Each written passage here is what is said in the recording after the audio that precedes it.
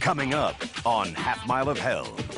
It's like any brother, you got to get him to listen before anything, goes through his head. Come on, first day with a harness or what? The wheel, I bang a little steel into the turn. I started reaching on him. This horse went right sideways. The other one went sideways.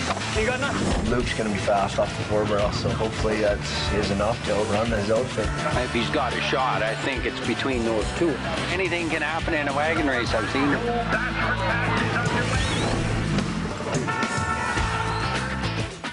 Pack up and hit the road. Ride hard and play harder.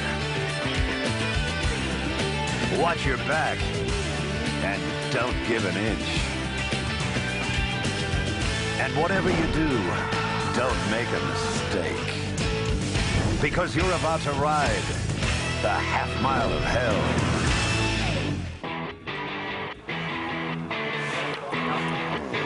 What's this horse do? He's fine. Talk to Chad about him.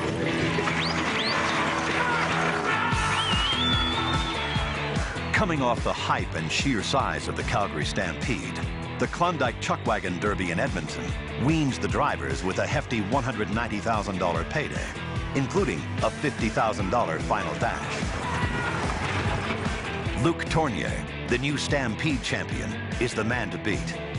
Back-to-back wins in Calgary and Edmonton would put over $100,000 in his pocket. But only Reg Johnstone has managed to win twice in a row this season. And as nice a guy as Luke is, no one will just hand the $50,000 over without a fight. Still others are just happy to be here. After the sudden retirement of driver Doyle Mullaney, 20-year-old driver Chance Bensmiller makes the jump from a rival association to the WPCA. You remember how peaceful it was before Chance come to this association? Oh, you guys are gutless.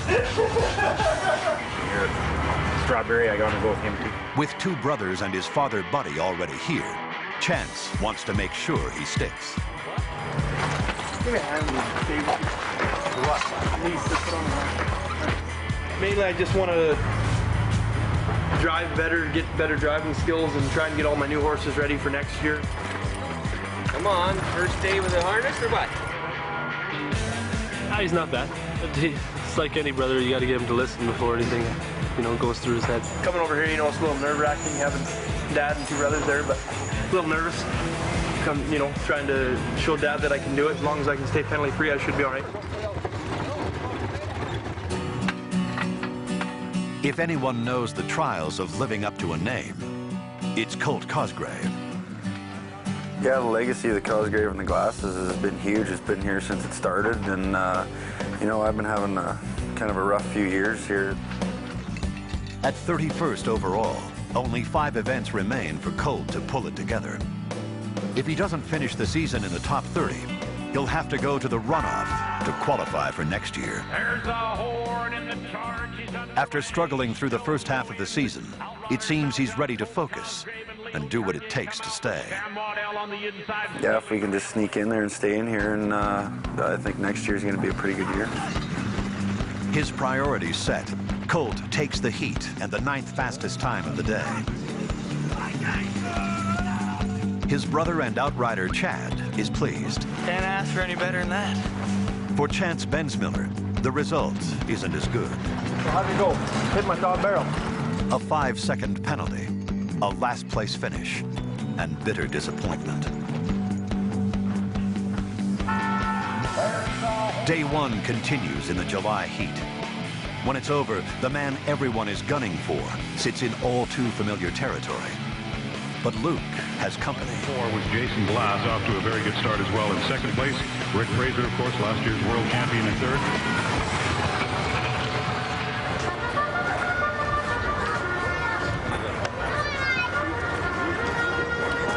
With racing out of the way, the drivers head back to the track for the sport of kings. Thoroughbreds race every day after the wagons. The interest isn't just betting. This is the market for wagon horses. They all come from the racetrack, every one of them. They were all on the track at one point in their lives, and either they got a little bit of age on them, or they got injuries, or That's where we get them all. You know, a lot of guys shop and trying to buy horses and looking at them, and that's what we love to do. We love to look at all the horses and say, oh, that's going to be a good wagon horse, and oh, I should have bought that one. In a claiming race, anyone with a license may buy the horse for a predetermined amount. Here, it's $5,000. It's up to the wagon drivers to figure out which one might be the next great right leader or a barrel cruncher. In a sense, it's a very expensive scratch and win lottery ticket, but with us, it isn't just a scratch and win because we don't just try him and get rid of him. And, you know, a horse with talent that shows potential, that's fine by me. That 6 is a nice horse, so. As post time nears, it seems Mark isn't the only one interested. The 6 horse might be there for a little bit of a long shot. Yeah, you're always looking. We're here every day, so you might as well get educated on what's here. He's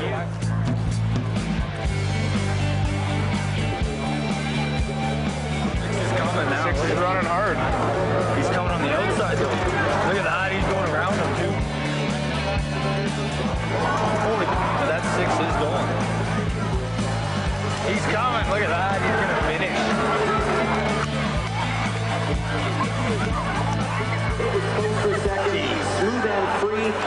Should have dropped 5,000.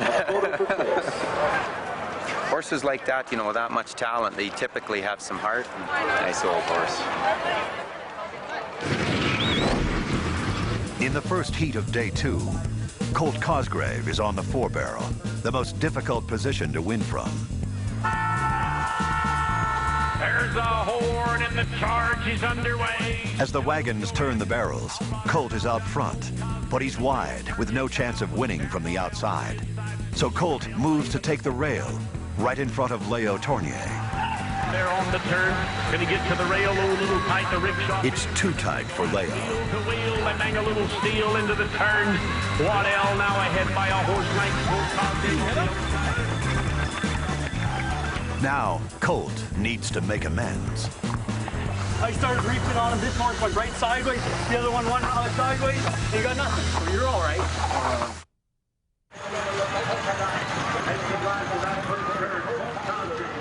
In wagon racing, drivers have to make split-second decisions about where to run and how to get there. They must do this with absolute regard for their own safety and that of their fellow drivers. In his heat against Leo Tournier, driver Colt Cosgrave decides he has enough room to move from the outside down to the rail. I thought there was enough room there, and you know, it wasn't bad. Like nothing got hurt, or you know, he didn't have to pull or nothing. So. But Leo disagrees. I was here, and Colt come down, hit my lead team with a stove rack, and there was no room. He come down too wide, and we were all piled in there, and I fished him out of there. Colt apologizes. No, I'm sorry. Yeah, don't worry about it. Leo accepts. Nonetheless, Leo files a protest. He wants the judges to review the videotape of the race and penalize Cosgrave. They gotta go review the films and hopefully the right call's made and go from there. But when it went down, it went too wide. So it went too wide either way. It's a busy night for protests, and that keeps race directors Rick Fraser and Troy Dorchester on their toes. Please, I'll go tell them. What do you get? You know, 2 seconds. Okay. Chad Harden's protesting his wagon interference call on the first turn. The system ensures that all drivers have an unbiased review of their penalties. So he said he was ahead. I don't know. And he said he was trying to ease Kelly out, and Kelly wouldn't move. So if you're ahead, you can move somebody, and if they don't move, too bad for them. I think there's more coming. I've already got 4. We'll damn sure look at it for you. This is where on which corner? First. The backlog pushes on into the night, and Colt Cosgrave's justice is delayed. I had to grab something to eat here. I ain't sticking around waiting. We'll find out probably when we get back or more. You know, if I was tight, I was tight, and you know, I deserve the penalties. When the verdict finally comes, it's against Cosgrave. I think Colt will have to eat this one and hopefully come out hard tomorrow and fly. Hold on. Hold on.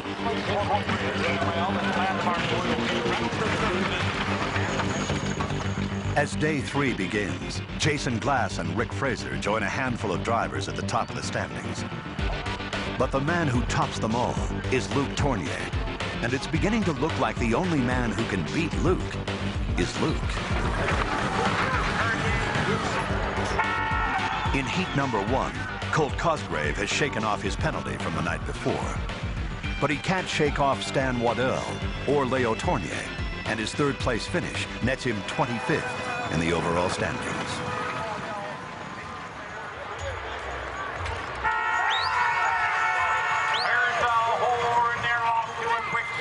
In heat number 8, Rick Fraser gets the good start, and all 4 wagons enter the track even. But Luke Tournier is kept wide the entire circuit, which means his horses must run faster just to stay even. Rick Fraser back and forth along that rail position. Chad Harden, Spartan. Tournier finishes last in his heat and 30th on the day. It gives the Klondike Derby a new leader. Taking over top spot in the aggregate, it is Jason Glass with a 3-day combined time of 4:01:08. With a combined difference of less than a second, Tournier and Fraser round out the top 3.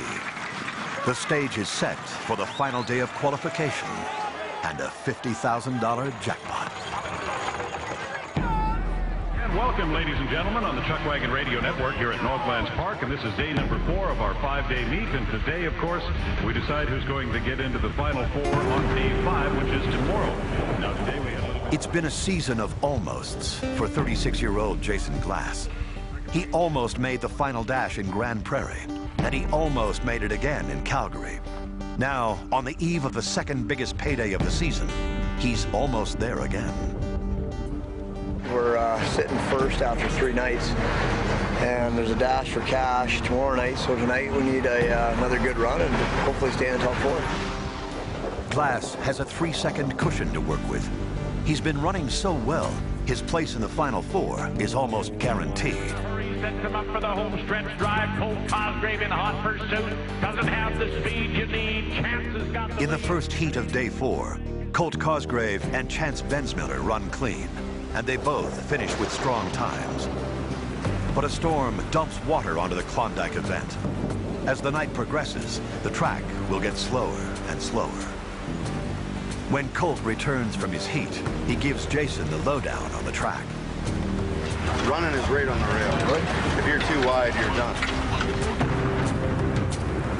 Now, Jason Glass's sure thing could turn into a sure disaster.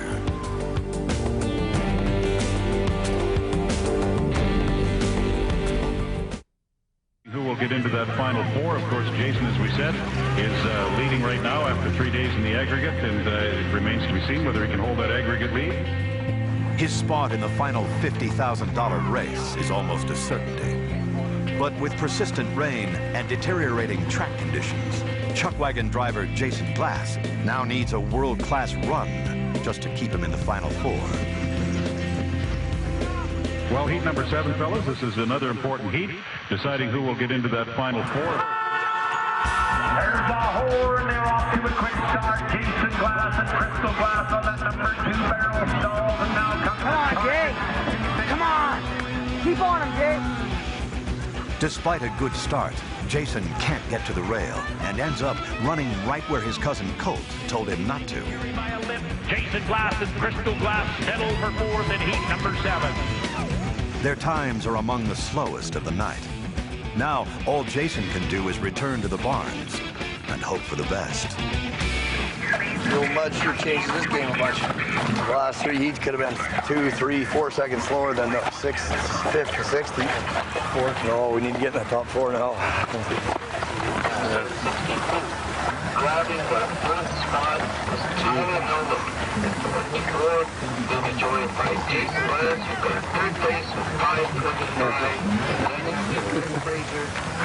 Running for 50. Leading the way after 4 days. Gee, I think we're going to cut her. The track got slow the last 3 heats, so we hung in there with a slow time compared to the first few heats, but it's all over now. We made it in the final 4, and that's what we come here to do, so it was an excellent night. After coming close in 2 other events, Jason Glass finally qualifies for a championship dash. He'll join Tyler Helmig, Rick Fraser, and Luke Tournier in a one-race showdown for $50,000. Though Glass gets all the attention, he's especially proud of his cousin. He's doing an excellent job of driving, you know, he really is. He's driving different horses every night, and that's never easy. It's a lot easier when you get comfortable with an outfit, so he had a good night. He was 5th, I think, in day monies, and you know, he needs to run strong and gather some points so he doesn't have to go to the runoff. Hopefully we can do that. If there's any heartbreak this night, it's that Colt missed the dash himself by only 2.5 seconds. No, we'd have been close, and both outfits I drove here were working great. So, you know, things look good for the rest of the summer. See him there? That's in there, that's in there, that's in underneath. Yeah. Yves Turcotte is a former jockey who works at Northland's track. In 1988, Yves had the ride of a lifetime on a very special horse named Elmtex. I won the Canadian Derby with him in 1988. It was probably the equivalent of the Kentucky Derby for me. Yeah. In his prime, when he was 3-4 years old, he was one of the best horses in Alberta and one of the best horses in Canada. I ran into Yves at the track and said old Elmtex is standing there over at the flat barn, and he couldn't believe it, so over he'd come. Dex! Dex! How you doing? Hey, buddy. How you doing, buddy? How you doing? Give me a tongue. Give it, give it. There you go. Go ahead, go, buddy.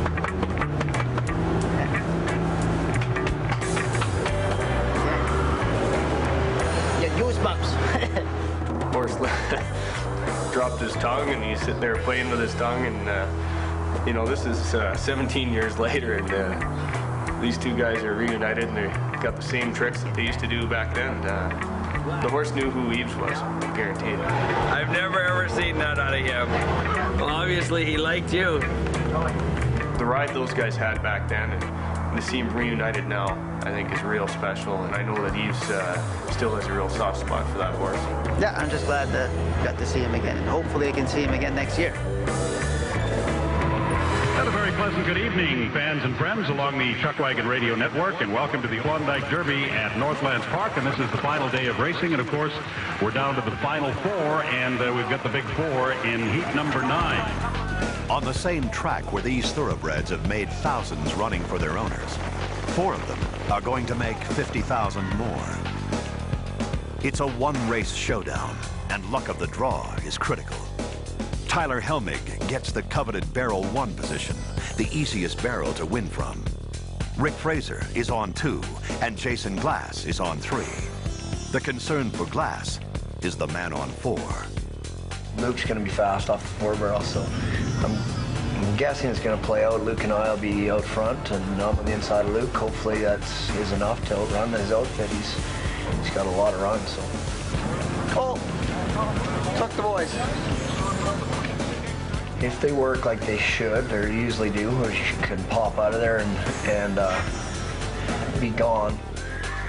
Other wagon drivers seem to agree with Jason.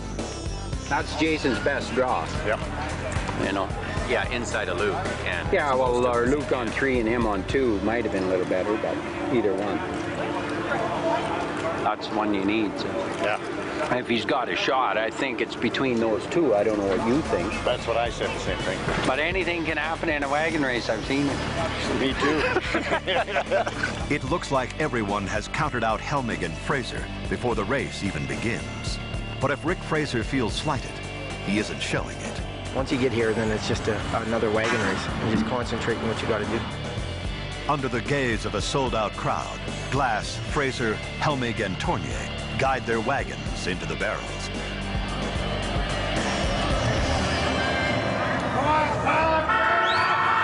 There's a horn, and the $65,000 black gold dash for cash is underway. Luke, you crunched the bottom barrel. Oh no, Epcor and Tyler gets his. Well, come on, drop the rail belongs to Tyler Helmig. Epcor right alongside of him. Luke Tournier and Tyler Helmig both take 5-second penalties for hitting their barrels. It's now a 2-wagon race. Really between him and the guy that's going at it wheel to wheel as he and Jason Glass bang a little steel into that second turn. At the Klondike Chuckwagon Derby, all eyes are on the final dash and the $50,000 prize. As the wagons turn their figure-8 pattern, Tyler Helmig and Luke Tournier knock over barrels, and each driver is hit with a 5-second penalty. No, Epcor and Tyler gets his. It's all up to Jason Glass and Rick Fraser now as they streak up the middle. Barrels down. Helmig has the lead, but it's a 2-wagon race between Jason Glass and Rick Fraser. Jason's girlfriend, Brian, watches from the infield as Jason is forced to make the long trip around Rick Fraser. He's got him coming around the outside of Ricky. He's got him right now. As they round the final turn, it's Fraser by a horse length, but every wagon driver knows a lead that small can vanish in a heartbeat. Jason Glass putting the pressure on. Tyler Helmig at 4 wins the race by 3/4. Rick Fraser might win the cash. He's second. Jason Glass in behind him. And a disappointed Luke Tournier, T3 Oil Co. in our black gold dash for For Fraser and his team, it's sweet victory in a race no one thought he would win. I can't believe it. No. Oh, right on. I can't believe it. Yes. Anytime you win it with your guy, like your first call guy, it's a little extra special. For Jason and his team, it's another almost. Good race. Just had to have the rail. Hey, Rick, I told you to pull and go in behind. Why didn't you listen? Fraser returns to embrace the moment, met by his wife and chuckwagon partner, Sue. All Glass can do is wash up and move on to the next event. Another show, another chance. The chuckwagon track is a place of second chances for the horses and the drivers. Work hard, plan smart, and be ready for your shot. Because every driver will tell you that anything can happen in a wagon race. And that's just what they count on. Coming soon on Half Mile of Hell. It's a big thing for anybody to get a pickup. We were fortunate enough to be the world champion last year, and we got ourselves a use of a Dodge Dually. Jason Glass will get there by 2. Look at this race. I just know there's no way Huey outruns by 3 seconds. Impossible. Not a chance. And of course, Crotto didn't see me, and I bumped out. As soon as I looked back, it was like, poof. Yeah, I think I'm going to hang a fine on Ray for that.